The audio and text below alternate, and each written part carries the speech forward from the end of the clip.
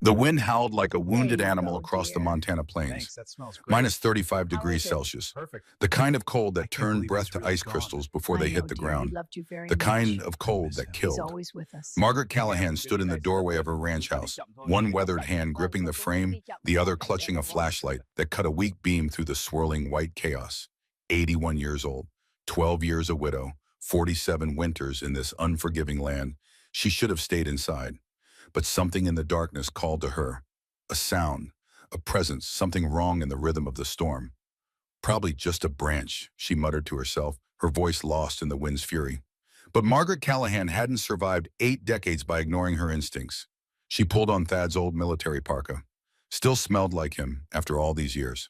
Motor oil and pine and the faint trace of the cigars he used to smoke on the porch when he thought she wasn't looking.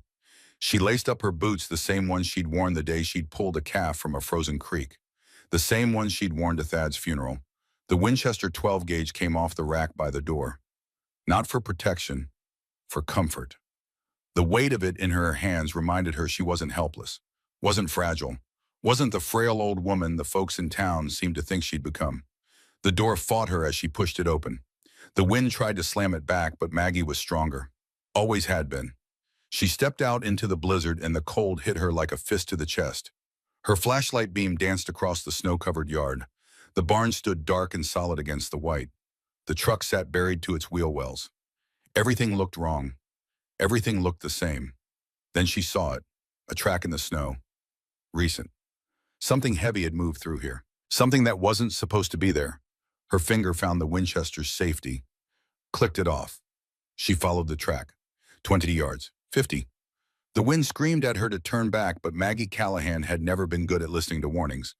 The track led to the edge of her property where the land dropped away into a shallow gully. That's when she heard it, not the wind. Something else. A sound that didn't belong to the storm. A motorcycle engine. Dying, and then nothing. Maggie's heart hammered in her chest. She moved faster now, the snow fighting every step. The flashlight beam swept left, then right. That's when she saw the blood, dark red against pristine white, a trail of it leading down into the gully. "Lord help me," she whispered. She half ran, half slid down the embankment. The flashlight found twisted metal first. A Harley-Davidson, big, black, lying on its side like a fallen titan. The engine still ticked as it cooled each sound, a countdown to frozen silence. Then the beam found him. A man, face down in the snow. One leg twisted at an angle that made Maggie's stomach turn. Blood matted the back of his head, dark and wet and freezing fast. She knelt beside him, her knees protesting, her hands already numb despite her gloves. She reached for his neck, feeling for a pulse. For a moment, nothing. Then there. Weak. Thready. But there. "Sir, can you hear me?" No response. She tried to roll him over, but he was big, solid, dead weight. She managed to turn his head enough to see his face. Weathered, scarred, a thick beard crusted with ice. Maybe late 40s. Hard to tell with men who'd lived hard lives. That's when her flashlight caught it, on the back of his leather jacket, stitched in red and white thread that seemed to glow in the beam's light. Hell's Angels. The letters might as well have been written in fire. Maggie's hand froze on his shoulder. Her breath caught in her throat. Hell's Angels. Montana. Summer 1983. Delilah Morrison's laugh had always been too loud for church. That's what Maggie had loved about her. Delilah didn't care what anybody thought. She wore her skirts too short and her lipstick too red, and she danced at the county fair like nobody was watching. They'd been friends since 3rd grade, closer than sisters, shared every secret, every dream, every disappointment. The bikers had come through town on a Tuesday, 20 of them, leather and chrome and engines that rattled windows. They'd stopped at Murphy's Bar on Main Street, started drinking at noon. By nightfall, they were looking for trouble. Delilah had been walking home from her shift at the diner. Wrong place, wrong time, wrong everything. They found her the next morning in the alley behind the hardware store. Broken ribs, shattered jaw, bruises that turned her face into something unrecognizable. She died 3 weeks later. Not from the beating, from the infection that followed, from the piece of her that they'd broken inside that couldn't be fixed. The bikers had left town before sunrise. Nobody ever caught them.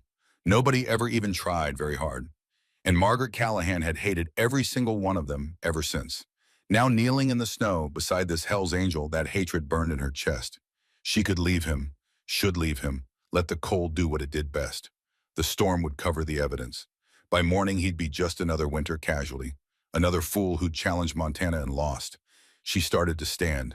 Then he moved, just barely. His hand twitched. His fingers scraped against the ice. And he spoke. Please. The word came out, broken, desperate. Please, I have to find her. His eyes opened, just slits. But Maggie could see them in the flashlight beam. Blue, clear, filled with something that looked like hope struggling against darkness. My brother, I promised, way before he died. Have to find her. His hand reached out, grasping at nothing, at air, at possibility. Please, ma'am, I promised to Connor. Then his hand fell back to the snow. His eyes closed. His breathing went shallow. Maggie stood there, the wind howling around her, the cold seeping through her coat, through her skin, into her bones. Hell's angels. Delilah's broken face. This man's desperate plea. Her own hand trembled as she reached up to wipe the ice from her eyes. Or maybe it was tears, hard to tell in a blizzard. She thought of Thad, what he would say, what he would do. She thought of Delilah, the friend she'd lost. She thought of Rosalind, the sister she hadn't spoken to in 18 years. The sister she'd been too proud to call, too stubborn to forgive. This man had a brother, a promise, a mission. She had a sister, and nothing but regret. Lord, forgive me, Maggie whispered into the storm. She holstered the flashlight in her belt, grabbed the man under his arms. I can't leave him. The next 20 minutes would be burned into Margaret Callahan's memory forever. She couldn't lift him, not fully. He had to weigh 200 pounds, and most of it was muscle and leather and dead weight. She tried dragging him by his arms, made it 10 feet before her back screamed in protest. The cold was getting worse. The wind was picking up. In another hour, they'd both be dead out here. Think, Maggie, think. Her eyes found the motorcycle, then scanned the area. There, 20 yards away, the old equipment shed. She'd stored the broken door from the barn in there last fall, meaning to fix it, never getting around to it. She half ran, half stumbled to the shed, yanked the door open, found the barn door lying flat. Old oak, solid, heavy as sin, but it would work. She dragged it out of the shed, pulled it through the snow to where the man lay, positioned it next to him. Then came the hard part. She grabbed him under the shoulders again, pulled, heaved. Her boots slipped on the ice. She went down on one knee, got back up, pulled harder. Inch by inch, she rolled him onto the door. His broken leg twisted as he moved. Even unconscious, he groaned, a sound of pure agony that cut through the wind. I'm sorry, Maggie said. I'm so sorry, but I've got to move you. She found rope in the shed, good, strong hemp, the kind that Thad had used for everything. She looped it around the barn door, creating a makeshift harness. Then she put the rope over her shoulder and pulled. The door didn't move. She pulled harder. Her boots dug into the snow, her back arched, her teeth ground together. The door slid, 6 inches, then a foot. Maggie pulled, 81 years old, pulling 200 pounds of unconscious biker through a blizzard. In minus 35-degree weather, at 11:47 at night, every muscle in her body screamed, her lungs burned. Her heart hammered against her ribs like it was trying to escape. She pulled, 10 yards, 20. The house lights seemed impossibly far away. She fell, got up, fell again. On the third fall, she stayed down for a moment, gasping, her face pressed against the snow. The cold felt almost warm now. That was bad. That meant hypothermia. That meant giving up would be easy. She looked back at the man on the door. His face was white, lips blue. He wasn't moving. Connor. He'd said his brother's name. Connor. Maggie had a sister named Rosalind. She got up, pulled, 30 yards, 40. Her vision started to blur. Her hands were beyond numb. She couldn't feel her feet anymore. 50 yards. The porch steps appeared in front of her like a miracle. She'd made it. Somehow. Impossibly. But she still had to get him up the steps and through the door. She unhooked the rope, grabbed him under the arms again, pulled him up the first step, the second, the third. Her heart felt like it might explode. Red spots danced at the edges of her vision. Fourth step, fifth, the door. She kicked it open, dragged him across the threshold into blessed warmth. Then Margaret Callahan collapsed beside him on the floor, her chest heaving, her whole body shaking. For a full minute, she just lay there, breathing, alive. Then she forced herself up. There was work to do. Maggie had learned field medicine from Thad. He'd served as a combat medic in the Gulf War before becoming a Marine rifleman. Used to say the medical training saved more lives than the rifle ever could. She'd sewn up Thad's hand when he'd cut it on barbed wire, set her own finger when she'd broken it in the barn door, delivered a breech calf at 2 in the morning with nothing but her hands in prayer. This was different, but the principles were the same. Stop the bleeding, stabilize the injury, prevent shock. She dragged the man and God he was heavy across the floor to the fireplace. The fire had burned down to embers, but it still gave heat. She built it back up, adding logs until the flames roared. Then she started removing his wet clothes. The leather jacket came first. Hell's Angels. The patch stared up at her from the floor like an accusation. She tried not to look at it. Beneath the jacket, a thermal shirt, soaked through. She cut it off with her sewing scissors. His body was a map of veins, scars everywhere, a bullet wound in his left shoulder, what looked like a knife scar across his ribs, burns on his right arm. This was a man who'd lived hard and expected to die harder. She wrapped him in every blanket she owned, then turned her attention to his leg. The right shin was clearly broken. She could see the swelling even through his jeans. She cut the denim away carefully, trying not to jar the injury. The break was bad. Not compound, thank God, but bad enough. The leg was already turning purple. She had splints in the medical kit. Thad had insisted on keeping a full trauma kit in the house. Montana's a long way from help, he'd said. Got to be ready. She braced the leg as best she could, wrapped it tight. Not perfect, but it would hold until she could get him to a hospital. If the roads ever opened, if they both lived that long. The head wound was next. She cleaned it with antiseptic that made the unconscious man flinch. The cut was deep, but not critical. Head wounds always bled like a stuck pig. She butterflied it closed with tape and wrapped his head in gauze. Then she covered him with more blankets and sat back on her heels exhausted. The clock on the mantel read 12:43. Less than an hour since she'd heard the crash. It felt like a lifetime. She looked at the man's face. In the firelight, with his eyes closed and his breathing steady, he looked almost peaceful, almost innocent. But the Hell's Angels jacket on the floor told a different story. Maggie stood. Her whole body ached. She was 61 years old when Thad died, and she'd felt ancient. Now at 81, she felt like she'd aged another decade in the last hour. She picked up the jacket, held it at arm's length like it might bite. On the inside, she found a wallet. Leather, worn smooth. She opened it. Montana driver's license. Jacob Reaper Donovan. Age 47, 6'2", 210 pounds. Organ donor. Reaper. What kind of name was Reaper? She kept looking. A photo fell out. 2 young men, identical. Twins, both in Army uniforms, both smiling. One had his arm around the other's shoulder. She flipped it over. Written in faded ink, Connor and Jake, Fort Benning, 1995. Brothers forever. Connor, the name he'd said in the snow. Maggie looked at the unconscious man by her fire, looked back at the photo. The man in the photo looked younger, hopeful, unbroken. The man on her floor looked like the world had tried to kill him and only partially failed. She tucked the photo back in the wallet, put the wallet on the table. Then she went to the kitchen and made coffee. Strong and black, the way Thad used to drink it. The radio sat on the counter. She turned it on. Static mostly. Then a voice broke through. Severe blizzard warning remains in effect through Friday. All roads in and out of Billings are closed. Interstate 90 is impassable.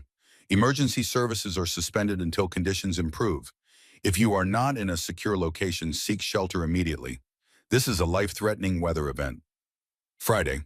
That was 3 days away. 3 days trapped in this house with a Hell's Angel. 3 days before she could get him to a hospital. 3 days before she could make him leave. Maggie sat at the kitchen table and put her head in her hands. What have I done? She whispered. But deep down she knew. She'd saved a life, even if it was the life of a man wearing the same colors as the monsters who'd killed her best friend. Jake Donovan woke to the smell of coffee and wood smoke. For a moment, he didn't know where he was. Not on the road, not in the clubhouse, somewhere warm, somewhere that smelled like home. If he'd ever known what home smelled like. He tried to open his eyes, the light hurt. Firelight, flickering, warm. He tried to move, pain shot through his right leg like lightning. Easy now. A woman's voice, older, firm, the kind of voice that expected to be obeyed. He managed to open his eyes fully, saw wooden beams overhead, a stone fireplace, a woman sitting in a rocking chair 10 feet away watching him, old, maybe 80, White hair pulled back in a bun, face lined with years, but eyes sharp as broken glass. She held a coffee cup in both hands like it was the only thing anchoring her to earth. Where? His voice came out as a croak. His throat felt like sandpaper. My home, the woman said. You crashed outside. It came back in pieces. The storm, the ice, the motorcycle going sideways, the impact, the cold. You saved me, he managed. The woman's expression didn't change. Don't mistake this for friendship. Roads are closed. I couldn't move you anywhere else. When the storm ends, you leave. Jake tried to sit up. The pain in his leg made him gasp. Broken shin, the woman said. Splinted it best I could. You need a hospital. How far to town? 42 miles, roads closed. Radio says storm will last 3 more days. Jake looked around the room, saw his jacket hanging by the door, the Hells Angels patch clearly visible. He looked back at the woman, saw something in her eyes. Not fear, not exactly, something colder, something that looked like hatred barely held in check. You saw the patch, he said.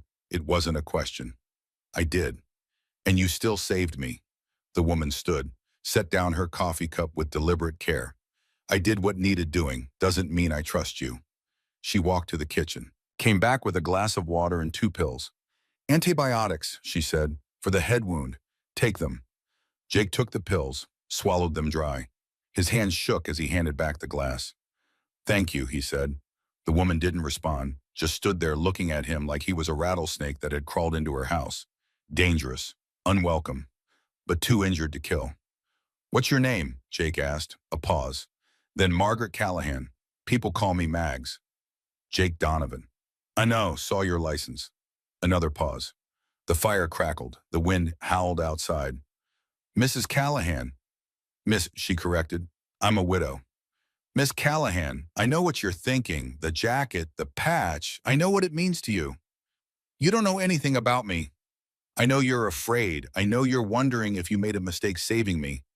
I know you've got a shotgun behind that door and you're thinking about whether you need to use it. Mags's eyes narrowed. The Winchester's behind the kitchen door, actually. And yes, I'm thinking about it. Jake nodded slowly. Fair enough, but I want you to know something. I'm not here to hurt you. I'm not here to cause trouble. I'm just trying to get to Billings. Why? Jake looked at the fire. Saw Connor's face in the flames. Always saw Connor's face when he looked at fire. I'm looking for someone, a woman named Evangeline Rousseau. She helped me and my brother when we were kids. My brother, he died 5 years ago.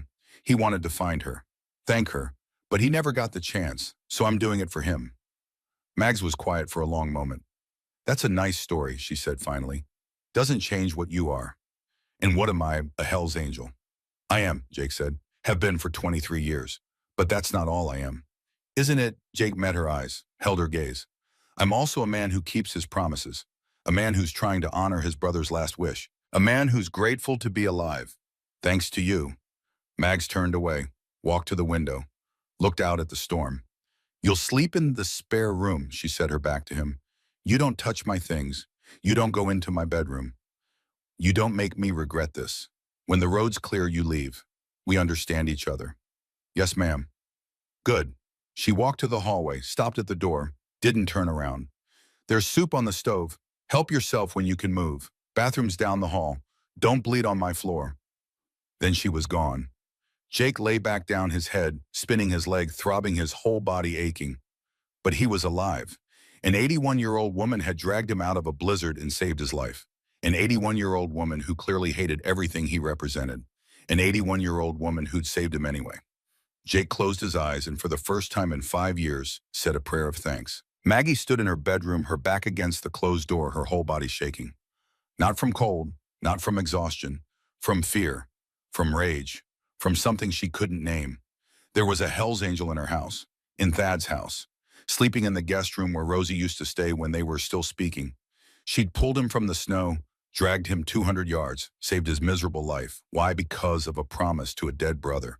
Because of the desperation in his voice. Because she'd heard that same desperation in her own voice every time she thought about calling. Rosie Maggie walked to her dresser. Opened the top drawer. Underneath her nightgowns, she found the box. She hadn't opened it in 9 years. Inside letters, 20 of them, all unopened, all from Rosie. She'd recognized the handwriting every time. had held each letter in her hands, had come so close to opening them. But pride was a powerful thing. Pride and stubbornness and the belief that if Rosie really wanted to apologize, really wanted to make things right, she'd do it in person. So Maggie had put each letter in the box, told herself she'd open them someday. Someday had never come. Now there was a stranger in her house, a dangerous stranger, a stranger who was looking for a woman named Evangeline, a stranger who'd promised his dead brother he'd find her. Maggie thought about Connor, the twin in the photo, the soldier who'd died 5 years ago without completing his mission. She thought about Rosie, the sister she hadn't seen in 18 years, the sister who might be dead for all Maggie knew. She closed the box, put it back in the drawer. Then she walked to her bed, lay down fully clothed, and stared at the ceiling until dawn. Day one morning came gray and bitter. The storm had eased but not stopped. Snow still fell thick and relentless. Maggie woke at 5:30, force of habit. Thad used to say she had an internal alarm clock more reliable than any battery-powered nonsense. She made coffee first, always coffee first. Then she checked on the biker. Jake, she had to think of him by name now, she supposed was still asleep or unconscious. Hard to tell. His breathing was steady. His color was better than last night. The bandage on his head showed no fresh blood. She left him sleeping and went to check the generator. The power had gone out at some point during the night, not unusual in storms like this. That's why Thad had installed the diesel generator. Military surplus, built to run for weeks. Maggie pulled on her parka and boots and headed to the shed. The generator sat silent. She checked the fuel. Full. Checked the connections. All good. She hit the starter. Nothing. She tried again. Nothing. Damn it! She opened the access panel, checked the fuel line, there frozen solid. The diesel had gelled in the cold. She needed to heat it, get it flowing again, but that meant need some help. Maggie spun around. Jake stood in the doorway of the shed, leaning heavily on a crutch he'd apparently fashioned from a broom handle and duct tape. His face was pale. His right leg was splinted and wrapped, but he was upright. You should be in bed, Maggie said. Generator's down. You need heat. I can help. You can barely stand. I can use my hands. I've been working on engines since I was 12. Maggie wanted to refuse, wanted to tell him to go back inside to stay out of her way, to stop being useful, but she needed the generator running, and pride didn't keep you warm in a Montana blizzard. Fine, she said, but if you pass out, I'm leaving you where you fall. Jake smiled. It transformed his face, made him look younger, almost kind. Deal. For the next hour, they worked together in silence. Jake diagnosed the problem, not just the frozen fuel line, but a clogged filter and a loose connection in the starter. Maggie followed his instructions, heated the fuel line with a torch, changed the filter, tightened the connection. Jake's hands shook. His face went from pale to gray. Twice he had to sit down. But he didn't stop, didn't complain. When Maggie hit the starter the fourth time, the generator coughed, sputtered, then roared to life. There you go, Jake said. He was breathing hard, sweating despite the cold. You know your engines, Maggie said. My old man hated bikes, so I learned everything about them. Rebellion through competence, smart. Jake laughed, then winced as the movement jarred his leg. Come on, Maggie said. Back inside before you fall over. She helped him to the house. He was heavier than he looked, and she was still exhausted from last night. But they made it. She got him settled by the fire, made him drink water, made him take more antibiotics. Then she made breakfast, eggs and bacon and toast, real food, the kind Thad used to say, put meat on your bones. They ate in silence. The wind howled outside. The fire crackled. Finally, Jake spoke. Can I ask you something? Go ahead. Why did you save me? Really, Maggie set down her fork, looked at the fire, at Thad's photo on the mantel, at the empty chair where Rosie used to sit during Christmas dinners. Because, she said quietly, a long time ago I let pride cost me someone I loved, and I'm tired of paying that price. Jake didn't respond, just nodded slowly. They finished eating. Maggie cleared the plates. As she walked to the kitchen, Jake spoke again. Miss Callahan, yes, for the food, for the help, for saving my life. I'm grateful. Maggie paused in the doorway. Don't be grateful yet, she said. Storm's got 2 more days. Lot can happen in 2 days. Day 2. The second day brought worse weather. The temperature dropped to -40. The wind picked up. Snow fell so thick you couldn't see 10 feet. Maggie and Jake settled into an uneasy routine. She made meals. He washed dishes with one leg propped on a chair. She tended the fire. He read books from her shelf, mostly westerns and military histories. They didn't talk much, but they existed in the same space without killing each other, which Maggie supposed was progress. That afternoon, while Jake was napping, Maggie found herself looking at his wallet again. At the photo of the twins, Connor and Jake. She thought about Rosie, about the letters in her drawer. Before she could talk herself out of it, she went to her bedroom, opened the drawer, took out the box. 20 letters. 18 years of silence. She picked one at random. Postmarked 2010, 9 years ago. Her hands shook as she opened it. The handwriting was Rosie's, a little shakier than Maggie remembered, but definitely Rosie's. Mags, I know we haven't spoken in 17 years. I've been too proud to reach out, but I'm sick now. The doctors say maybe a year left. I don't want to die with this anger between us. You were right about the ranch. It was Dad's legacy, and I was selfish to ask you to sell it. I see that now. Can we talk before it's too late? I miss you, sister. Love, Rosie. The letter was dated April 15th, 2010. 9 years ago. Rosie had been sick, had asked to talk, and Maggie had never opened the letter, had never known. She opened another letter, this one from 2012. Mag, still hoping you'll call. The doctors were wrong. I'm still here. Stubborn like you, I guess. I drove by the ranch last month. Saw you in the garden. You look so much like Mama. It made my heart hurt. I wanted to stop, wanted to knock on the door, but I was afraid you'd slam it in my face. Love, Rosie. Another letter, 2015. Mags, I came by the ranch again today. Watched you fixing the fence. You're so strong. Always have been. I'm not. I need to tell you I'm sorry. I need to hear you say it's okay. But I can't seem to make myself walk up those steps. Why is it so hard to say 3 words, I'm sorry? I love you, sister. Rosie. Maggie's hands shook so hard she dropped the letters. They scattered across her bed like fallen leaves. Rosie had tried, had come to the ranch, had wanted to reconcile, and Maggie had never known. Because she'd never opened the letters. Because she'd been too proud, too stubborn, too stupid. She sat on the bed and cried. Deep, wrenching sobs that came from a place so far down she'd forgotten it existed. She cried for Delilah, for Thad, for the years she'd lost with Rosie, for all the pride and anger and waste. She didn't hear Jake hobble to her doorway. Didn't know he was there until he spoke. Miss Callahan, she looked up, tears streaming down her face, letters scattered around her. Jake stood in the doorway, leaning on his makeshift crutch, his face full of concern. Are you okay? Maggie tried to speak, couldn't, just shook her head. Jake hobbled into the room, sat down carefully on the edge of the bed, his broken leg extended awkwardly. What happened?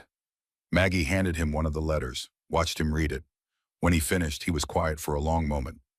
Your sister, he asked gently. Maggie nodded. 18 years. We haven't spoken in 18 years. And she, her voice broke. She tried. She came here. She wrote. And I never knew because I never opened them. Jake picked up another letter. Read it. Then another. She loves you, he said finally. That's clear in every word. I know, and I threw it away. I threw her away, because I was too proud to. She couldn't finish. Jake put his hand on her shoulder. The touch was gentle, careful. Miss Callahan, Mags, can I tell you something? She nodded, unable to speak. My brother Connor and I, we didn't speak for 5 years, 2005 to 2010. 5 years. We were both too stubborn to make the first call, both waiting for the other one to apologize first. He paused, looked at the photo in his wallet that he'd pulled from his pocket. Then Connor got T-boned by a drunk driver running a red light. Spent 2 weeks in a coma. The doctor said if he woke up, it would be a miracle. Jake's voice got rough. I sat by his bed every day, 12 hours a day, talking to him, telling him I was sorry, begging him to wake up so I could say it to his face. Did he? Maggie whispered. Yeah, he did. And the first thing he said was, I'm sorry too, brother. We both cried like babies, patched things up, had 4 good years before the cancer got him. Jake looked at Maggie. His eyes were wet. 4 years, that's what we got. And I'm grateful for every second, but I lost 5 years because of pride. 5 years I can never get back. He squeezed her shoulder gently. Your sister's still alive. These letters, the most recent ones only from last year. She's still trying, still hoping. Maggie looked at the scattered letters, at the words of love and regret and hope. What if it's too late, she whispered. What if she doesn't want to see me anymore? Then at least you'll know you tried. That's better than spending the rest of your life wondering. Maggie looked at this man, this Hell's Angel, this stranger who 2 days ago she'd hated on sight. How did you get so wise, she asked. Jake smiled sadly. Pain's a good teacher, long as you survive the lessons. They sat there for a while. The storm raged outside. The fire crackled in the other room. Finally, Maggie spoke. Jake, when this storm ends, I need to find Rosie. Then we'll find her. You said you were looking for someone too, Evangeline. Yeah. Tell me about her, and tell me about Connor. Really tell me. So Jake did. He talked for 2 hours about growing up in the orphanage, about being 5 years old and terrified and alone, about the woman with kind eyes who volunteered there, who always had time for 2 scared little boys. Eva, Jake said. She told us to call her Eva, said Mrs. Rousseau was too formal for friends. He talked about how Eva would read to them, how she'd bring them books and toys that the orphanage couldn't afford, how she'd listen to their dreams and never tell them they were impossible. Connor wanted to be a pilot, Jake said, smiling at the memory. Used to draw airplanes all the time. Ava brought him model kits, helped him build them, told him he'd fly someday. Did he, Maggie asked. Yeah, Army helicopter pilot. Flew medevac missions in Iraq. Saved a lot of lives. Jake's smile faded. Eva left the orphanage when we were 7. Got transferred to another city. We never saw her again. But Connor never forgot her. Used to say, when I grow up and make money, I'm gonna find Miss Eva and buy her a house. That's sweet. Connor was sweet. I was the angry one, the fighter. Connor was good. Just genuinely good. Jake pulled out the photo again. Looked at his brother's smiling face. When the cancer got bad right at the end, he made me promise. Find Eva, he said. Tell her she mattered. Tell her she made a difference. That was his last request. And you've been looking for 5 years. Yeah, Ava Rousseau's not a common name, but it's not rare either. I've chased down dozens of leads. Wrong Evas, dead Evas, Evas who never worked at orphanages. Jake's voice got softer. But 2 months ago I found a record. A volunteer registry from a children's home in Billings. Evangeline Marie Rousseau, right age, right time frame, current address listed in Livingston, 40 miles from here. That's where you were going when you crashed. Yeah. Maggie was quiet for a moment. Then she stood up. We're going to find her, Jake. When this storm ends, we're finding Eva, and we're finding Rosie. Together. Jake looked up at her, this 81-year-old woman who'd saved his life, who'd listened to his story, who'd decided to trust him despite every reason not to. Why Blabwent, he asked. Why help me? Maggie looked at the letters on her bed, at Thad's photo on the dresser, at the window where the storm still raged. Because, she said, you remind me that it's not too late for either of us. Day 3, the morning of the 3rd day, the storm finally broke. The wind died. The snow stopped. By noon, the sun was out, turning the landscape into a blinding expanse of white. Maggie turned on the radio. Roads are being cleared. Interstate 90 should reopen by this evening. Emergency services have resumed. Anyone requiring medical assistance should... She looked at Jake. He was standing by the window looking out at the clear sky. Roads will be clear soon, she said. Yeah. You need a hospital. That leg needs proper treatment. I know. Neither of them moved. Finally, Jake turned from the window. Miss Callahan, Mags, I want to ask you something. Go ahead. Come with me to find Eva, and then we'll find Rosie together. Maggie's heart beat faster. Jake, that's a lot to ask. I barely know you. I know, but... He struggled for words. 3 days ago, you were a stranger who hated what I represented. Now you're the person who saved my life, who listened, who understood. He took a breath. I think we were meant to meet. I think Connor and Rosie and Eva and all of it. I think it's connected somehow. I can feel it. Maggie thought about the letters, about 18 years of silence, about pride and regret and second chances. Okay, she said. Jake blinked. Okay. Okay, we'll get you to a hospital first.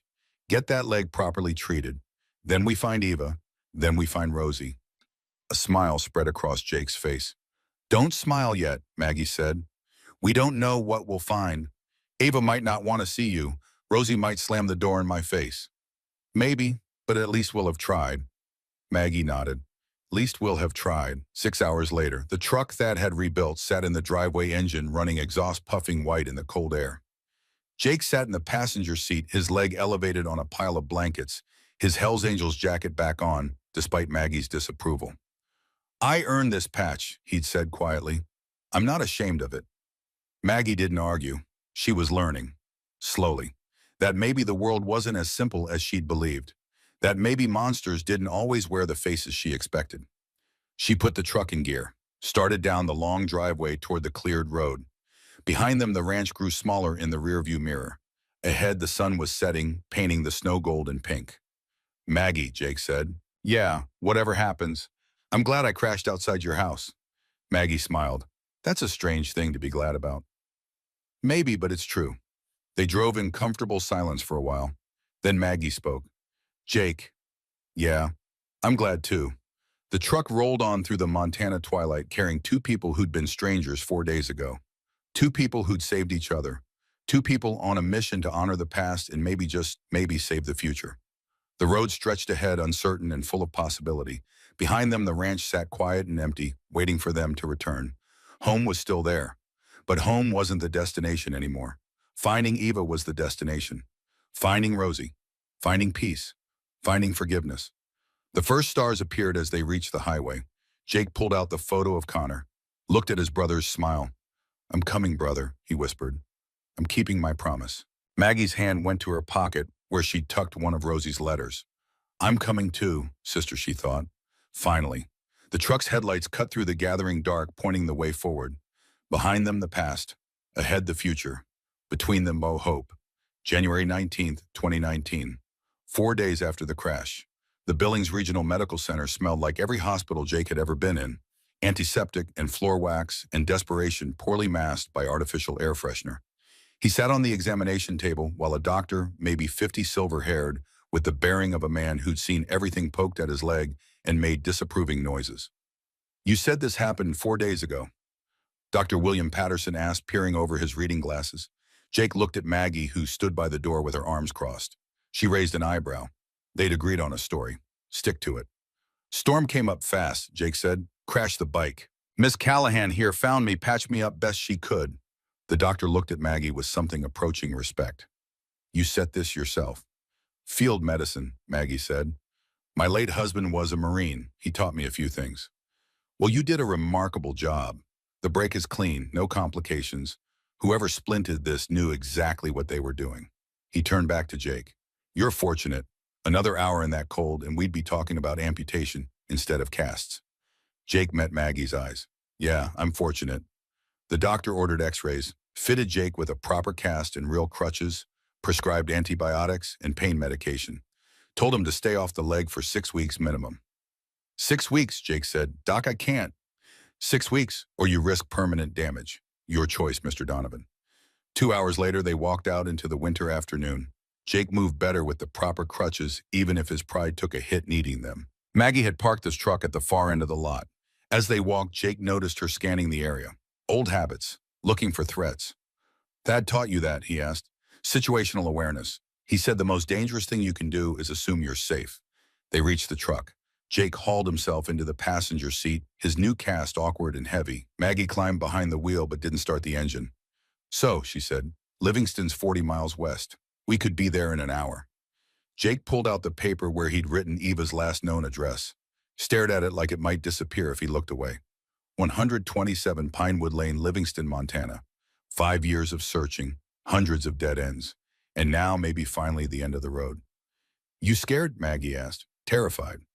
"Good, means it matters." She started the engine, pulled out of the parking lot onto the highway. They drove in silence for the first 20 miles. The landscape rolled past endless white broken by dark stands of pine and the occasional ranch house set back from the road. Finally, Maggie spoke. "What will you say when we find her?" Jake had thought about this 1,000 times, rehearsed it in his head during long nights on the road. But now, with the moment approaching, his mind went blank. "I don't know," he admitted. "How do you thank someone for kindness? You barely remember, but that changed everything." "You tell the truth. That's all you can do." "What if she doesn't remember us? What if we were just 2 more kids?" Maggie was quiet for a moment. "Then, Jake, I've lived 81 years. People remember kindness. Maybe not the details, maybe not the names, but they remember the feeling. And from what you've told me about Eva, Those kids weren't just a job to her. Jake nodded, hoped she was right. They passed a sign Livingston 15 miles. His heart started hammering.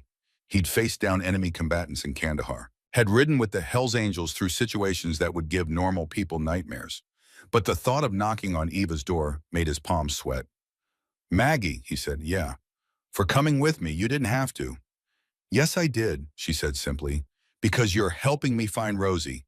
And because," she paused, "because I think we're doing this for each other as much as for them." "Yeah, we are." Livingston appeared on the horizon, a small town, maybe 7,000 people, mountains rising behind it like sentinels. The kind of place where everybody knew everybody and strangers stood out. Maggie stopped at a gas station, asked for directions to Pinewood Lane. The attendant, a kid maybe 20 with a sparse beard, gave them a curious look. "Pinewood, north end of town. Take Main to Aspen, hang a left, follow it till you see the old church. Pinewood's right after." They followed his directions. The town gave way to older houses, well-maintained but weathered, the kind of neighborhood where people had lived for generations. Pinewood Lane was a quiet street lined with modest homes, yards buried under snow, smoke rising from chimneys. 127 was halfway down the block, a small house painted pale yellow, white trim, a porch with a swing, a mailbox shaped like a bird. Maggie pulled to the curb across the street, put the truck in park. Neither of them moved. "That's it," Jake said. His voice sounded strange in his own ears. "You want me to wait here?" Maggie asked. "No, come with me, please." They got out, crossed the street. Jake's crutches crunched in the snow. Each step felt like walking underwater. At the front walk, he stopped. His hands were shaking. Maggie put her hand on his arm. "I'm right here." Jake nodded, took a breath, moved forward. The porch steps were clear of snow. Someone had salted them recently. Jake made his way up, carefully, his cast making him awkward. He stood at the door, raised his hand to knock, stopped. "Connor," he whispered. "I'm here, brother. I made it." Then he knocked. Footsteps inside, the sound of a lock turning. The door opened. A woman stood there. Not Eva. Too young, maybe 40. Dark hair pulled back in a ponytail. Kind eyes that looked tired. "Can I help you?" she asked. Jake's mouth went dry. I'm looking for Evangeline Rousseau. Is this still her residence?" Something changed in the woman's expression. Sadness flickered across her face. "I'm Beatrice, Eva's daughter. Can I ask what this is about?" Was, past tense. The word hit Jake like a punch to the gut. "I'm Jake Donovan," he managed. "My brother Connor and I. Your mother helped us when we were kids, at the children's home." "I wanted to. I needed to." He couldn't finish. The words stuck in his throat. Beatrice's expression softened. "You're one of her boys. From the home." "Yes, ma'am." Beatrice looked at him for a long moment, then at Maggie, then back to Jake. "I'm sorry," she said gently. "Mom passed away 3 months ago." The world tilted. Jake felt Maggie's hand on his elbow steadying him. 3 months, he whispered. November 14th. It was peaceful. She went in her sleep. Jake couldn't breathe. 5 years of searching, thousands of miles, dozens of false leads, and he'd missed her by 3 months. 3 months. "I can see this is a shock," Beatrice said softly. "Would you like to come in?" Jake nodded, not trusting himself to speak. Beatrice led them into a small living room, comfortable furniture, photos covering every available surface, shelves lined with books and knickknacks. "Please sit," Beatrice said. Maggie helped Jake to the couch. He sat heavily, his crutches clattering to the floor. He barely noticed. Beatrice sat across from them. "Can I ask, which boys were you Mom helped so many children over the years?" "Donovan," Jake said. "Jake and Connor Donovan, twin boys. We were at the Riverside Children's Home in 1977. We were 5 years old." Beatrice's eyes widened. "The twins, of course. Mom talked about you." Jake's head snapped up. "She did all the time, especially near the end." Beatrice stood. "Wait here, please." She left the room. Jake sat in stunned silence. Maggie said nothing, just kept her hand on his arm. Beatrice returned carrying a large box, old cardboard reinforced with tape. She set it on the coffee table. "Mom kept records," she said, "of every child she helped. She always hoped they'd come back someday." She opened the box. Inside file folders, dozens of them, organized by year. Beatrice pulled out a folder marked 1977, Riverside. Inside photos, intake forms, notes in neat handwriting, and their third page down a photo of two 5-year-old boys, identical, scared eyes, holding hands. Underneath in Eva's handwriting, Jake and Connor Donovan, twin boys, so frightened, so brave. Arrived June 15th, 1977, both extremely protective of each other. Jake tends to act out when scared. Connor withdraws, need extra patience and love. Jake stared at the photo. He barely remembered being that small, that vulnerable. Beatrice pulled out another page. More notes dated later. July 3rd, 1977. The twins are settling in. Jake got in a fight today defending Connor from an older boy. Had to explain that violence isn't the answer, but proud of his protective instinct. Connor drew me a picture of a bird. Said his mother used to watch birds before she died. My heart breaks for them. August 12th, 1977. Brought the boys model airplanes. Connor's face lit up like Christmas morning. Jake pretended not to care, but I caught him smiling when he thought I wasn't looking. These boys have been through so much. I pray they find a good home. I pray they remember they are loved. Jake's vision blurred. Tears ran down his face unchecked. Maggie's hand tightened on his arm. Beatrice continued pulling out pages. Years of notes. Eva had tracked them even after she'd left Riverside. Had called the home to check on them. Had celebrated when they'd been adopted together by a family in Idaho. Had worried when the adoption had failed 2 years later and they'd gone back into the system. The last entry was dated September 1982. Lost track of the Donovan twins after they aged out of the system. Tried to find them, but no luck. I think about them often. Wonder if they remember me. Wonder if they know how special they were. How much they mattered. I pray they're safe. I pray they're together. I pray they know they were loved. Jake put his face in his hands and sobbed. All these years he'd wondered if they'd mattered to Eva, if they'd been more than just two more forgotten kids. And here was the proof, pages of it, years of caring, of remembering, of love. Maggie wrapped her arm around his shoulders. Let him cry. Beatrice waited quietly until the storm passed. Finally, Jake looked up. His voice was raw. You have no idea what this means. There's more, Beatrice said gently. She reached into the box again, pulled out an envelope, addressed in Eva's handwriting. Connor Donovan, if he ever comes back. Jake's hand trembled as he took it. When did she write this? Last year, after her diagnosis. She wrote letters to several of her kids, the ones she remembered most clearly. She told me to keep them, in case anyone ever came looking. Jake turned the envelope over in his hands. Connor's name. Connor who died 5 years ago. Connor who'd never get to read this. May I, Jake asked. Of course, it's yours. Jake opened the envelope carefully. Inside, 2 pages of lined paper covered in Eva's careful script. He read aloud, his voice breaking. Dear Connor, if you're reading this, it means you came back. I always hoped you would. I want you to know you were never just another child to me. You and Jake were special. Your smiles lit up the darkest days at Riverside. Your fierce love for each other reminded me why I did this work. I'm sorry I couldn't stay. I'm sorry I couldn't adopt you both like I wanted. The home needed me elsewhere, and I was young and believed I could help more children if I moved. I regret that decision. You two needed stability and I left. But not a day went by that I didn't pray for you. I prayed you found love, found purpose, found peace. I prayed you and Jake stayed together, stayed brothers, stayed true to each other. If you became half the man I know you could be, then this world is better for having you in it. You had such kindness in you, Connor. Such gentleness, such hope. The world needs people like you. I hope you learn to fly. I remember how you loved airplanes, how you draw them on every piece of paper you could find. I hope you got to touch the sky. Thank you for remembering me. Thank you for coming back. Thank you for letting me know that I mattered to you because you mattered so much to me. With all my love, Ava Rousseau, P.S. Tell Jake I remember him too. Tell him his fierce protectiveness was never a flaw. Tell him the world needs warriors who fight for the people they love. Tell him I'm proud of the man he became. The silence stretched. Jake folded the letter carefully, held it against his chest. He wanted to come, he said finally. Connor, he talked about finding you for years, but life got in the way. The military, deployments, then the cancer. He died 5 years ago. Never got the chance. I'm so sorry, Beatrice said. He was the good one, Jake continued. I was the screw-up, The angry one, the one who joined a motorcycle club and spent 23 years riding from town to town, never belonging anywhere.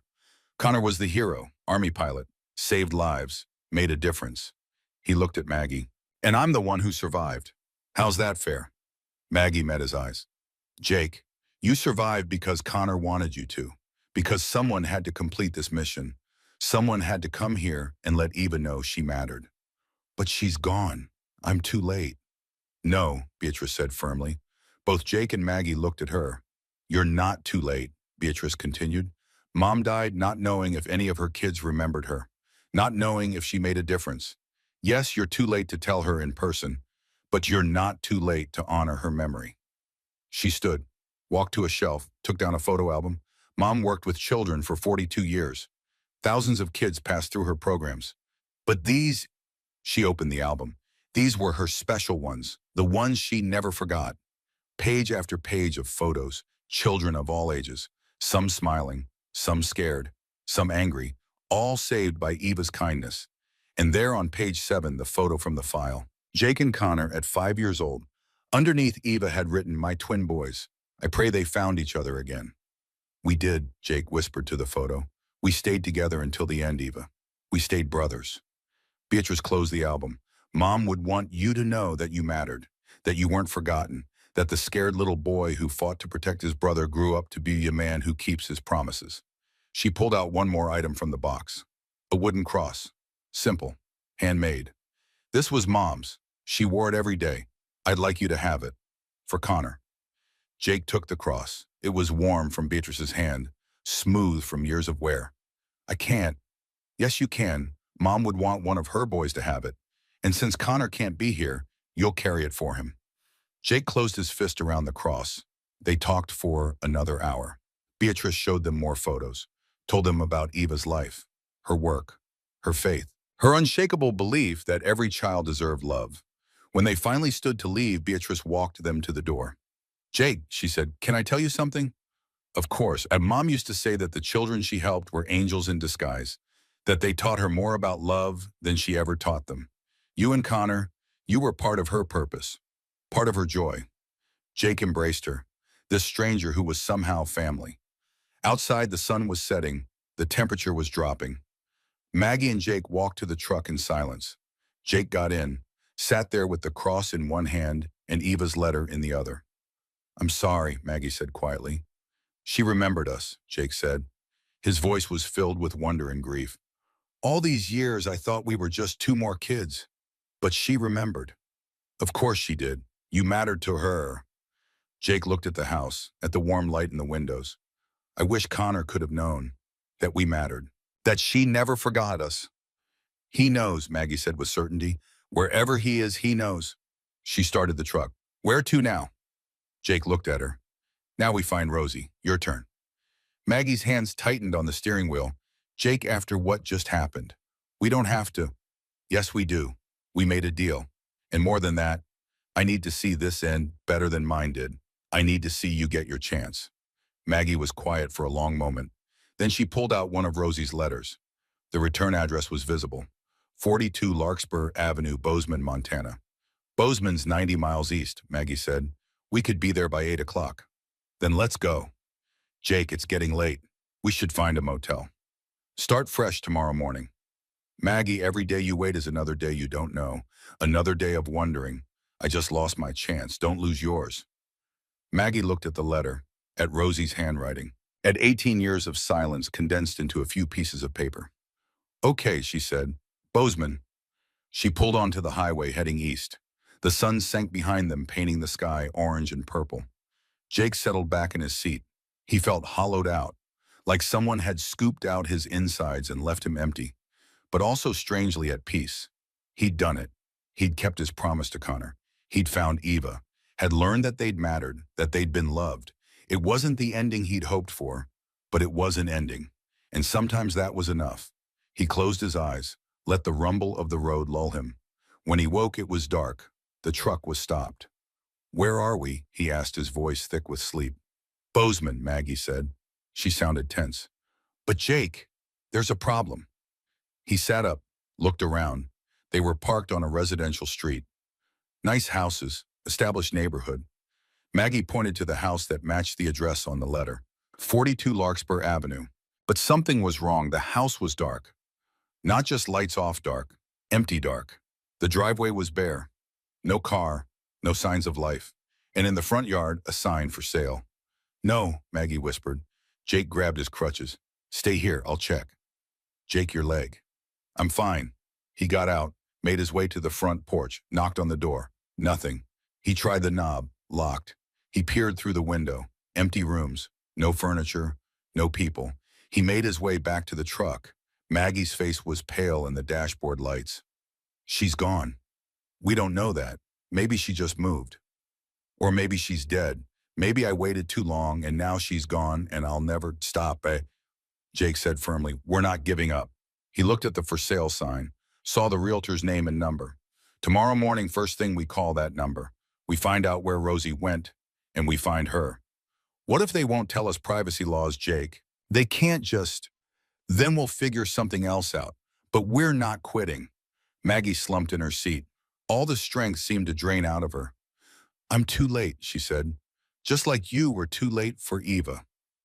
Maggie, Jake took her hand. Look at me. She did. I was 3 months too late to see Eva alive. But I wasn't too late to learn the truth, to know she remembered us, to honor her memory. Even if Rosie is, he couldn't say it. Even if she's gone, you can still find out what happened. You can still make peace with it. I don't want to make peace with it, Maggie said, her voice breaking. I want to tell her I'm sorry. I want to hug her. I want my sister back. I know, and we're going to do everything we can to make that happen. But right now we need rest. We need food. We need to think clearly. He was right and Maggie knew it. She was exhausted. They both were. She drove to a motel on the edge of town, a mom-and-pop place called the Ponderosa Inn. 2 rooms available.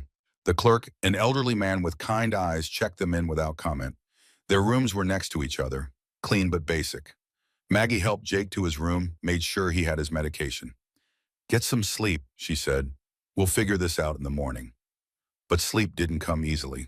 Maggie lay in bed staring at the ceiling, thinking about Rosie, about all the years wasted, about pride and stubbornness, and all the things she should have said but didn't. Around midnight, she heard movement in Jake's room, then his door opening. She got up, found him sitting on the curb outside his cast, propped awkwardly, Eva's cross in his hand. Can't sleep, she asked. Keep thinking about Connor, wishing I could tell him, about Eva, about the letter. Maggie sat down beside him. The night was cold but clear, stars visible despite the town lights. Tell him now, she said. Jake looked at her. He's not here, but tell him anyway. Say what you need to say. Yeah, Jake was quiet for a long moment. Then he looked up at the stars. Connor, he said softly. I found her brother. I found Eva. And you were right. She did remember us. She loved us. You weren't just imagining it. His voice got stronger. She kept notes about us. Photos. She wrote you a letter. It's beautiful, man. She told you she's proud of you, that you made a difference. Tears ran down his face. I wish you were here to read it yourself. I wish you could have heard her say it. But I'm telling you now, you mattered, Connor. You mattered to her. You mattered to me. You still matter. He pressed the cross to his heart. I'm going to carry this for both of us. Going to remember that we were loved, that we weren't forgotten, that Eva Rousseau saw 2 scared little boys and loved them anyway. The night was silent except for the distant sound of traffic. Maggie put her hand on Jake's shoulder. He heard you. You think, I know. They sat there for a while. 2 broken people under a Montana sky, both searching for something they'd lost, both hoping it wasn't too late to find it. Finally, Maggie spoke. Jake, tomorrow when we call that realtor, what if they tell me Rosie's dead? Then we'll find out where she's buried. We'll visit her grave. You'll tell her you're sorry, and you'll know you tried. And if she's alive but doesn't want to see me, then at least you'll know, and knowing is better than spending the rest of your life wondering. Maggie nodded. You're right. Besides, Jake said with a small smile, you didn't drag me out of a blizzard just to give up now. I don't feel strong. Strong people rarely do. That's what makes them strong. They went back inside. This time sleep came easier. January 20th, 2019. The next morning, Maggie called the realtor at 8 o'clock sharp. A woman answered. Friendly voice. Professional. Bozeman Premier Properties, this is Jennifer. Yes, hello. I'm calling about the property at 42 Larkspur Avenue. It's listed for sale. Oh yes, beautiful home, 3-bedroom, 2-bath, recently renovated kitchen. Are you interested in viewing it? Actually, I'm trying to locate the previous owner, Rosalind Callahan. It's a family matter. A pause. I'm sorry, but I can't give out personal information about our clients. I understand, but this is urgent. Rosie is my sister. We've been out of touch for many years. I need to find her. Another pause. Longer this time. Ma'am, I really can't. Look, I'm sorry, but privacy laws. Please, Maggie said. Her voice broke. Please, she's my baby sister. I haven't seen her in 18 years. I need to tell her I'm sorry. I need to know she's okay. Silence on the other end, then a sigh. I could lose my license for this, Jennifer said quietly. But hold on. The sound of typing, pages rustling. The property was sold 8 months ago. The seller was Rosalind Callahan, age 78. Forwarding address. More typing. Missoula, 1847 Cottonwood Drive. Maggie's heart leaped. She's alive. As of 8 months ago, yes, that's all I can tell you. Thank you so much, and I hope you find her, Jennifer said. And I hope it goes well. Maggie hung up, looked at Jake, who'd been listening. Missoula, she said, and she's in Missoula. How far? 200 miles, 4 hours maybe. Jake stood, grabbed his crutches. Then what are we waiting for? 2 hours later, they were on the road. Maggie drove with white knuckles. Every mile closer to Missoula was a mile closer to answers. To Rosie, to the moment that would define the rest of her life. Jake sat quietly watching the landscape roll by. He texted Ironside last night, told him what had happened, where he was. Ironside had responded simply, "Do what you gotta do, brother. We're here when you need us." The Hells Angels weren't just a club to Jake. They were family, had been for 23 years. But sitting in this truck with Maggie on this impossible quest to heal old wounds, this felt like family too. They stopped for gas in Deer Lodge, grabbed coffee and sandwiches, kept moving. Missoula appeared on the horizon around 2 in the afternoon, bigger than Billings or Bozeman. College town, young people everywhere. Maggie followed the GPS to Cottonwood Drive, a quiet neighborhood, older homes, trees bare for winter. 1847 was a small ranch-style house. Yellow siding, red door, flower boxes on the windows empty now, but clearly tended. A car sat in the driveway. Someone was home. Maggie pulled to the curb, put the truck in park, then sat there frozen. "I can't," she whispered. "Jake, I can't do this." "Yes, you can. What if she slams the door in my face? What if she tells me to leave? What if she's been waiting 18 years for you to knock?" Jake countered. "What if she's sitting in there right now hoping for exactly this?" Maggie looked at the house, at the red door, at the possibility of redemption on the other side. "Will you come with me?" she asked. "All the way to the door." They got out, walked up the sidewalk together, Jake's crutches clicking on the concrete. At the door, Maggie paused. Her hands shook as she reached for the doorbell. "You've got this," Jake said quietly. Maggie pressed the button, heard the chime inside. Footsteps. Slow, careful.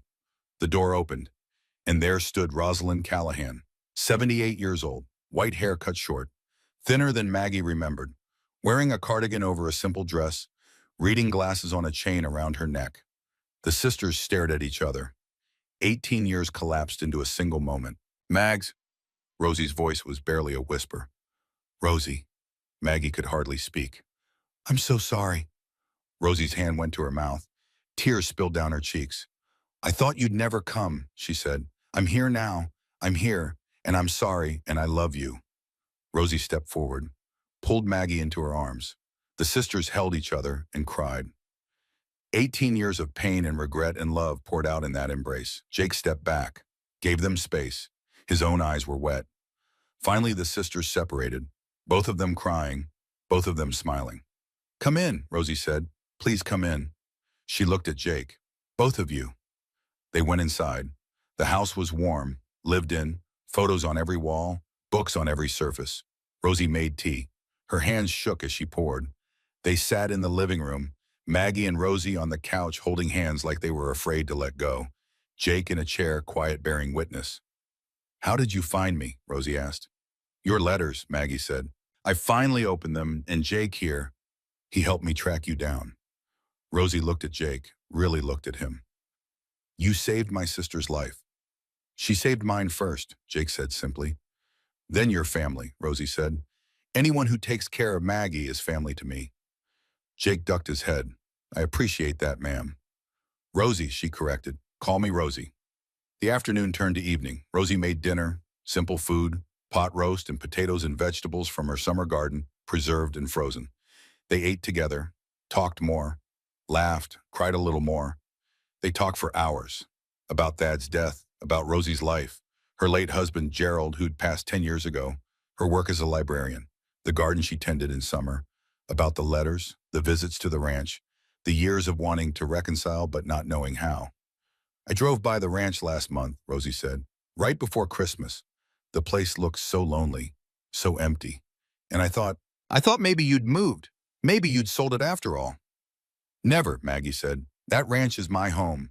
Thad's legacy, our legacy. And Rosie, she took a breath.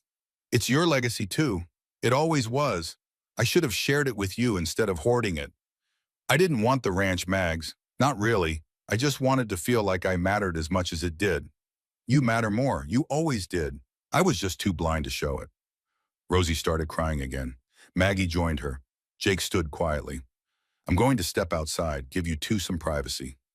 Jake, wait, Maggie said. Rosie, I need to tell you something. About Jake, about how we met. And she did. She told the whole story.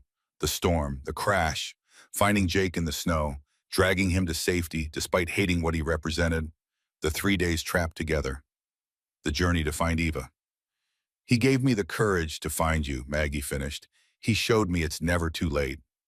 Rosie looked at Jake with new eyes. Then your family, Rosie said again. Truly. Around 8 o'clock, Jake's phone rang. Ironside. Brother, just checking in. You good? Yeah, we found her, Maggie's sister. They're together now. Good, real good. Listen, the club's planning to ride through Montana next week. Thought maybe we'd swing by. Pay our respects to the woman who saved your ass. Jake looked at Maggie and Rosie, at two sisters reunited after 18 years. I'd like that, he said. I'd like that a lot. He hung up, looked at the sisters. Maggie, how would you feel about some visitors at the ranch next week? The club, she asked. Yeah, they want to meet you. Maggie hesitated, remembered Delilah, remembered her hatred of bikers. Then she looked at Jake, at this good man who wore colors she'd once despised, who'd helped her find her sister, who'd shown her that people were more than their patches and their past. They're welcome, she said, all of them. Jake smiled. As night fell, Rosie insisted they stay. She had a guest room and a couch that pulled out to a bed. Jake took the couch despite Rosie's protests. He was used to sleeping rough. A pull-out couch was luxury. Maggie and Rosie stayed up late, talking, sharing memories, building bridges over the canyon of 18 years. Jake lay in the dark listening to their voices in the other room, the sound of laughter, of healing. He thought about Connor, about Eva, about promises kept even if they came too late. He touched the cross around his neck, Eva's cross, a reminder that love endures, that kindness matters, that the scared little boy he'd been had grown into a man who kept his word. We did it, Connor, he thought. We finished the mission, and for the first time in 5 years, Jake Donovan slept without nightmares. In the other room, Maggie and Rosie finally said goodnight. Maggie lay in Rosie's guest bed, comfortable, safe, home. She thought about the storm, about finding Jake, about the impossible journey that had led her here. Thank you, Thad, she whispered, for teaching me to save lives, for teaching me about second chances. She closed her eyes, smiled, and slept peacefully for the first time in 12 years. Outside Montana, winter held the world in its frozen grip, but inside two houses in two towns, warmth had returned. Promises kept, sisters reunited, families forged from strangers and storm. The journey wasn't over, but the hardest part was done. They'd found what they'd been looking for, and in finding it, they'd found themselves. February 2019. 6 weeks after the blizzard, spring came to Montana the way it always did. Reluctant, hesitant, like it wasn't quite sure winter was ready to let go. Jake Donovan stood on the porch of the Callahan Ranch watching the last patches of snow surrender to mud and new grass. The cast had come off yesterday. His leg was weak but healing. The doctor had said he was lucky. He touched the cross around his neck. Eva's cross. Thought about Connor, about promises and second chances and roads that led home even when you didn't know you were looking for one. Behind him, the screen door creaked open. "Coffee's ready," Maggie said. She looked different than she had that night in the storm, lighter somehow, like someone had lifted a weight she'd been carrying so long she'd forgotten it was there. "Thanks," Jake said. He followed her inside. The kitchen smelled like bacon and fresh bread. Rosie stood at the stove humming something that might have been a hymn. She'd moved into the ranch 2 weeks ago. Just temporarily, she'd said. Just until Maggie got used to having someone around again. But Jake suspected temporarily was going to turn permanent. The sisters had 18 years to make up for. They weren't wasting time. "Sit," Rosie ordered, pointing at the table with a spatula. "You're still healing. No standing around in my kitchen." "Yes, ma'am." Jake sat. Maggie poured coffee, strong and black. The way Thad used to drink it, she told him once. They ate breakfast in comfortable silence. This had become routine. Jake had stayed at the ranch after they'd returned from Missoula. Just until his leg healed, he'd said. Just until he figured out what came next. But the truth was, he wasn't in a hurry to leave. For the first time in 23 years since he joined the Hells Angels and made the road his home, Jake Donovan felt like he belonged somewhere. Rosie cleared the plates. "So your club brothers are coming today?" "Yeah, should be here around noon." Maggie's hands tightened slightly on her coffee cup. Jake noticed. "Maggie, if you're not comfortable." "No," she said firmly. "I'm fine. They're your family, your brothers. They're welcome here." But Jake heard the tension in her voice, saw the way she glanced at the photo of Delilah on the shelf, the friend she'd lost to bikers 41 years ago. Some wounds healed slower than others. Around 11:30 they heard it, the rumble of motorcycles in the distance, growing louder. Jake stood, walked to the window. 10 bikes came up the long driveway, Harleys mostly, chrome gleaming in the spring sun, Hells Angels patches visible even from a distance. Leading the pack was Ironside, massive, gray beard down to his chest, eyes hidden behind mirrored sunglasses. The bikes circled once in the yard, then cut their engines. Silence fell. Jake walked out onto the porch. Maggie and Rosie stood behind him. Ironside dismounted, pulled off his sunglasses, looked at Jake, then he smiled. "Reaper, you ugly son of a bitch. Good to see you standing." "Good to be standing," Jake said. They embraced, hard, the way men do when words aren't enough. The other riders dismounted. Jake knew them all. Hammer, Doc, Redbone, Cisco, Snake, Ghost, Wrench, Tiny, Mouse. His brothers. Ironside turned to Maggie and Rosie, pulled off his bandana, held it in his hands respectfully. "Ma'am," he said to Maggie, "I'm Ironside, president of the Montana Hells Angels. This is my crew." Maggie stepped forward, small and white-haired and 81 years old, facing down 10 bikers without a trace of fear. "Margaret Callahan," she said, "this is my sister Rosalind. Welcome to my home." Ironside nodded slowly. "We came to pay our respects, ma'am, for saving our brother, for giving him shelter, for showing him kindness when you had every reason not to." "I did what needed doing." "No, ma'am," Ironside said. "You did what good people do. There's a difference." He reached into his jacket, pulled out a folded piece of leather, a vest, black, but different from the ones the men wore. No bottom rocker, no territory markings, just the winged death's head, the Hells Angels logo. And underneath, stitched in white thread, "Maggie, friend of the club," Ironside held it out. "In our world, ma'am, this means something. Means you're under our protection. Means anywhere you go, any Hells Angel sees this patch, they'll treat you like family, because that's what you are now." Maggie stared at the vest, at the patch she'd hated for 41 years. Jake held his breath. Slowly, Maggie reached out, took the vest. "I never thought I'd wear these colors," she said quietly. "You earned them," Ironside said simply. Maggie looked at Jake, at the cross around his neck, at the man who'd shown her that people were more than their worst moments, more than their mistakes, more than their patches. She put on the vest. It hung loose on her small frame, but somehow it looked right. Ironside smiled. "The thanks is ours, ma'am." Rosie stepped forward. "Well, if you boys are going to be family, you might as well come inside and eat. I made enough food for an army." The bikers followed her into the house, big men in leather and denim filling Maggie's kitchen with their presence. But they were gentle, respectful. Called both women, ma'am. Wiped their boots before coming inside. Helped set the table. They ate together, roast beef and mashed potatoes and green beans from Rosie's garden last summer. Fresh bread, apple pie. The bikers told stories about rides and close calls and brothers they'd lost, about the code they lived by, loyalty, brotherhood, protection. Maggie listened, and slowly she began to understand. These weren't the men who'd killed Delilah. These were men who'd built a family from nothing, who'd found belonging in a world that had rejected them. Not so different from her, really. After dinner, Jake and Ironside walked outside. The other bikers were checking their bikes, preparing for the ride back. "You're staying," Ironside said. Not a question. "Yeah, for a while longer anyway. She's good for you, the old lady. Both of them." Jake smiled. "They are. You look different, brother. Settled, like you found something you didn't know you were looking for." Jake thought about that. "Maybe I did."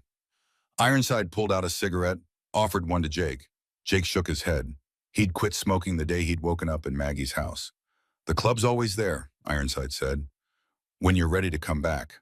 But Jake, brother, if this is where you need to be, we support that. Family supports family, even when it means letting go." "I'm not leaving the club," Jake said. "Aren't you?" Jake was quiet. He'd been thinking about it, about what came next, about the road and the ranch, and the life he'd lived versus the life he could live. "I don't know," he admitted. "That's honest." Ironside took a drag, exhaled smoke into the spring air. "Connor would want you to be happy, wherever that is." "I know. And Reaper.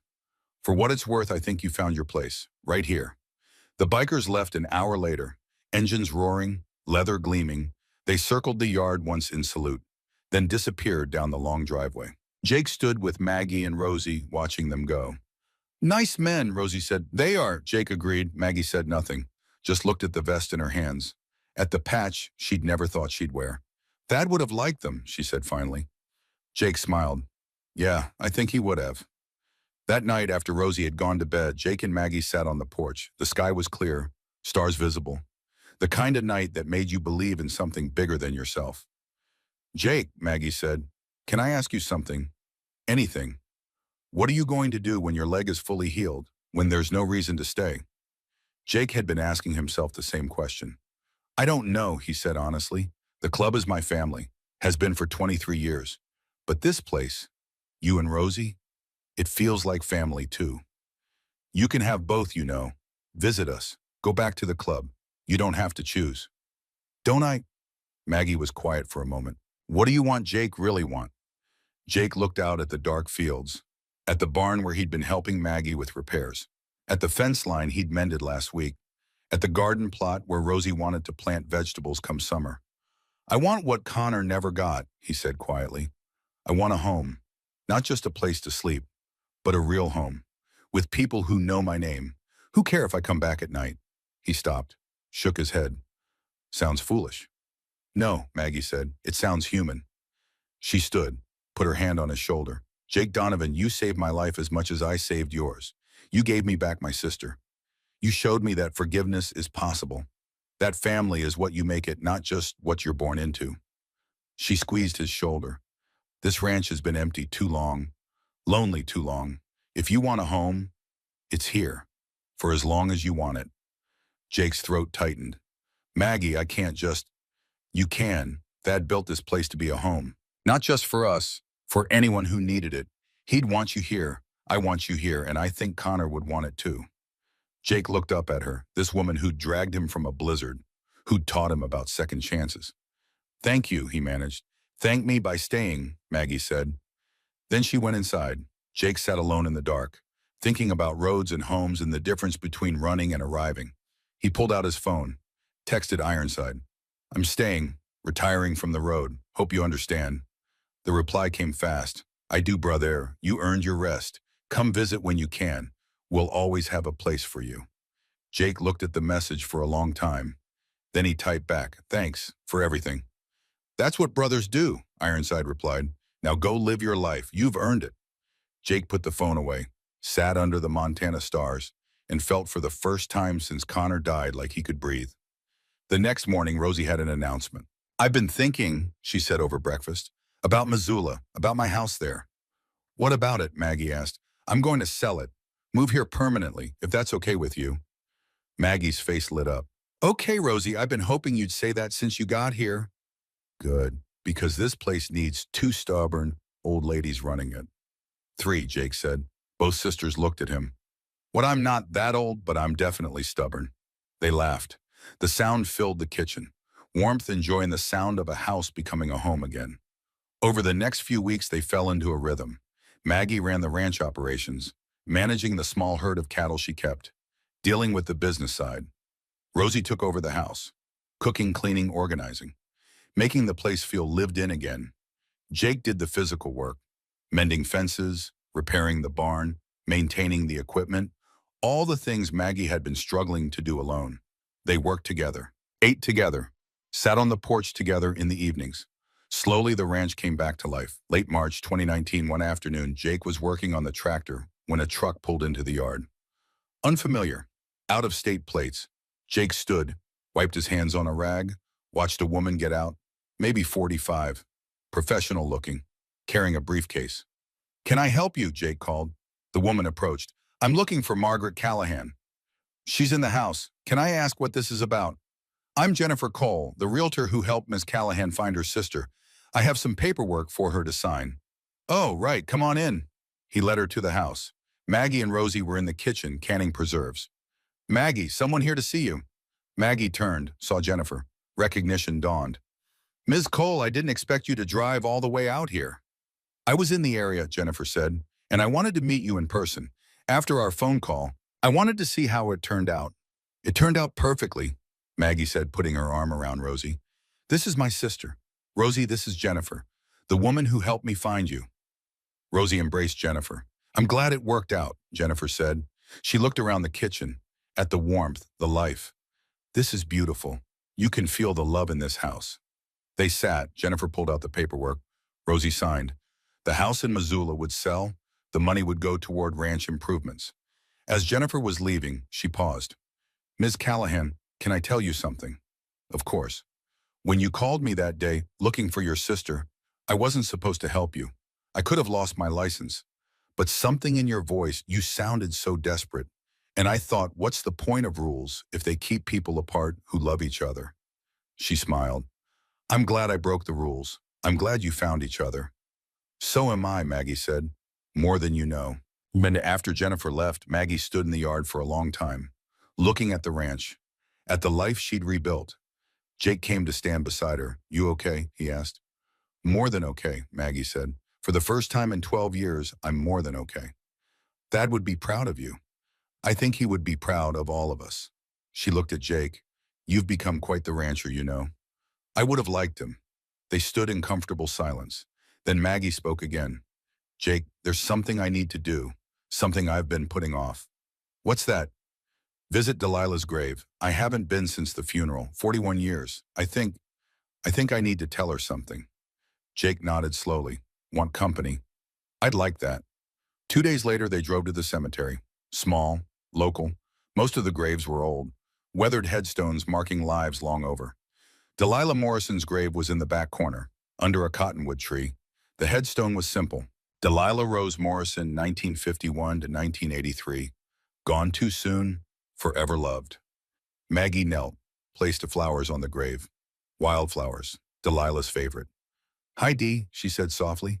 "It's been a long time. Too long." Jake stood back, giving her space.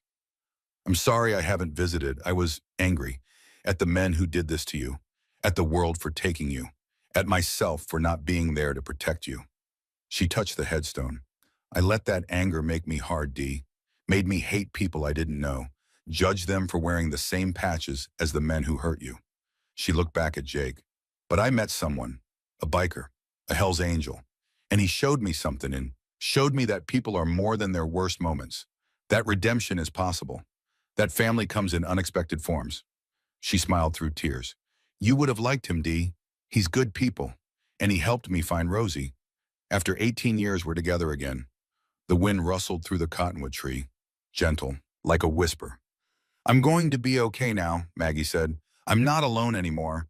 I'm not angry anymore. I'm just grateful for the time we had, for the friendship we shared." She stood, kissed her fingers, pressed them to the headstone. "Rest easy, friend. I'll visit more often, I promise." As they walked back to the truck, Jake spoke. She'd be proud of you. You think, I know.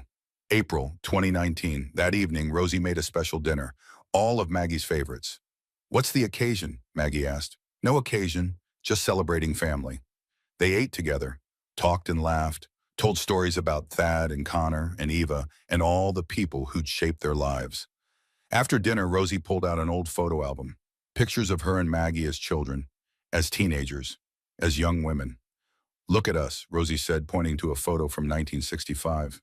Two girls in summer dresses, smiling in front of the ranch house. We were so young, so sure we'd always be together. And then life happened, Maggie said. And then life happened, Rosie agreed. But we're together now, that's what matters. She turned the page. More photos, their parents, long dead, family gatherings, Christmases, birthdays, a whole life documented in fading photographs. We should take a new one, Jake said. New photo for the album. That's a wonderful idea, Rosie said. They set up the camera on a timer, positioned themselves on the porch, Maggie in the middle, Rosie on one side, Jake on the other. The camera flashed. Three people who'd found each other in the storm. Three people who'd become family. Later that night, Jake printed the photo, added it to the album, wrote underneath Maggie, Rosie, and Jake, Spring 2019, family. July 2019, 6 months after the blizzard summer came to Montana. Hot days, cool nights, the ranch thrived. Rosie's garden produced vegetables, tomatoes and peppers and squash, more than they could eat.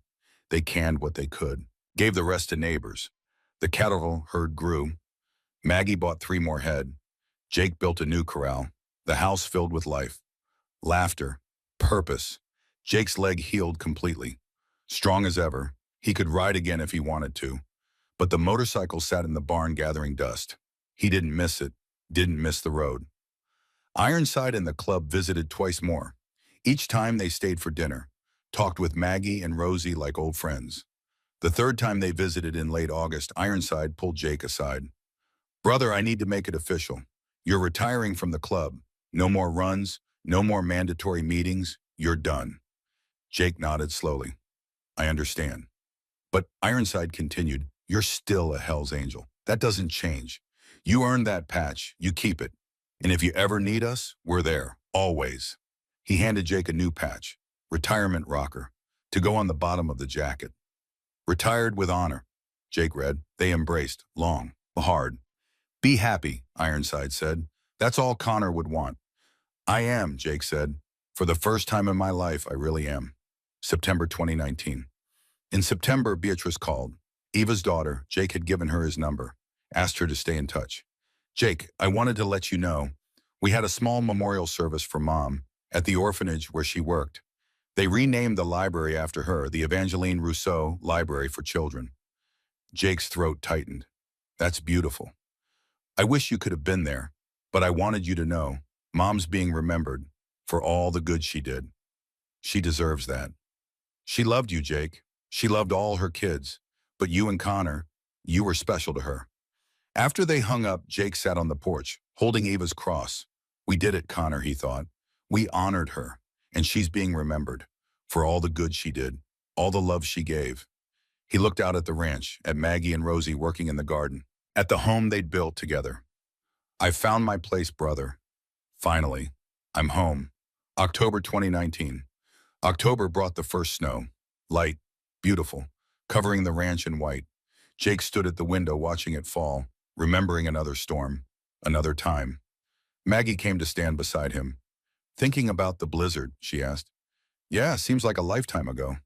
In some ways it was. We're different people now. Better people. I like to think so. They watched the snow together. Maggie, Jake said, I never asked. Why did you really save me that night after everything you'd been through with Delilah, after all your reasons to leave me there? Why, Maggie was quiet for a long time. Then she spoke. You said something when you were half frozen, barely conscious. You said you had to find someone, that you promised your brother. And I heard in your voice the same desperation I felt every time I thought about calling Rosie. She turned to look at him. I saved you because I saw myself in you, someone trying to make things right, someone running out of time, someone who needed a second chance. And you gave me one. We gave each other one. Jake put his arm around her shoulders. This woman who'd become his family, his friend, his salvation. For everything, he said simply. Maggie smiled. For showing me it's never too late. They stood together, watching the snow fall. Two people who'd been strangers 9 months ago. Two people who'd saved each other's lives. The ranch was quiet, peaceful, home. October 15th, 2019. 1 year after the blizzard. That evening, the three of them gathered in the living room, fire crackling, wind howling softly outside. Rosie was knitting. Maggie was reading. Jake was carving a piece of wood, a gift for Beatrice, a bird. Eva had loved birds. Maggie looked up from her book. You know what today is? She asked. October 15, Jake said. Wipe to him. 1 year ago today I found you in the snow, dragged you out of that blizzard. Jake smiled. Best day of my life. Mine too, Maggie said. Mine three, Rosie added. They stood together. Three people who had found each other against impossible odds. Three people who'd learned that family is choice. That home is where love lives. That second chances are real. To second chances, Maggie said, raising her coffee cup. To family, Rosie added. To home, Jake finished. They touched cups, drank. The Montana sun had set hours ago, but inside the Callahan Ranch, warmth filled every corner. Maggie looked at Jake, at the cross around his neck, at the man who'd crashed into her life and changed everything. Jake, she said. Yeah, I'm glad you crashed outside my house, Jake laughed. That's still a strange thing to say. Maybe, but it's true. Rosie smiled. Me too. I'm glad for that blizzard, for bringing us all together. They sat in comfortable silence. The fire crackled. The wind whispered outside. Jake thought about the scared 5-year-old he'd been, about Eva's kindness, about Connor's love, about the road that led here. Every wrong turn, every hard mile, every moment of doubt, all of it necessary, all of it leading to this room, these people, this piece. He looked at the photo on the mantel, the one they'd taken in spring. 3 people, 3 smiles, 1 family. Maggie caught him looking. What are you thinking? She asked. That I spent 23 years looking for something, Jake said, and I didn't even know what it was until I found it. And what was it? Rosie asked. Jake smiled. Home. The fire popped. Sparks danced up the chimney. Outside, the first snow of the season fell gently on the Montana plains. Inside, 3 hearts beat as one. Saved by a blizzard. Bound by choice. Home at last. Maggie stood, walked to the window, looked out at the snow. You know, she said, a year ago I was standing at this window, wondering if I should go out in that storm, wondering if it was just the wind. She turned back to Jake and Rosie, tears in her eyes. And I almost didn't. I almost stayed inside. She couldn't finish. Jake stood, walked to her, put his hand on her shoulder. But you didn't, he said. You went out. You saved my life. And in doing that, you saved your own. Maggie nodded, smiled through her tears. I can't leave him, she whispered. That's what I said that night. I can't leave him. And I'm glad you didn't, Jake said. Rosie joined them at the window, put her arms around both of them. We're all glad, she said. They stood there, 3 people, 1 family, watching the snow fall, the same snow that had nearly killed Jake a year ago, the same snow that had brought them together. But now it was just snow, beautiful, peaceful, a blanket covering the world, not a threat, just a reminder of how far they'd come, of how much they'd found, of how love can bloom even in the coldest places. The wind whispered through the trees, soft, gentle. Welcome home. The Montana sun would rise tomorrow, promising another day, another chance, another moment of grace. And on the Callahan Ranch, 3 hearts would beat as one, saved by love, bound by choice, home at last.